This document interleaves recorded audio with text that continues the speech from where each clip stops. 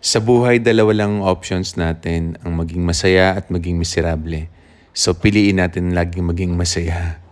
Pagdating ko ng bahay galing opisina, nilaro ko yung mga alaga kong aso. Tapos, curious ako dito sa spa na katabi ng bahay na inuupahan namin. So, nagpamasahe ako pero ang ending, hindi ako na-relax.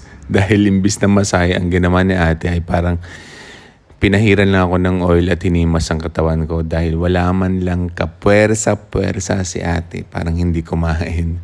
Tapos, meron ding ditong katabis ng bahay na parang ihaw-ihaw siya na nagbebenta ng beer, ng alak.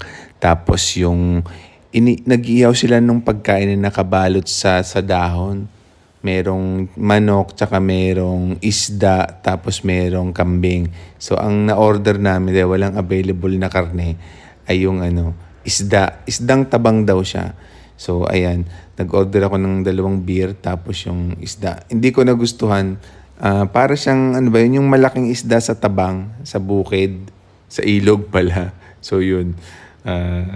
Yung kasama ko, nagpasama ako sa guard ng building. So, siya na lang yung kumain ng isda.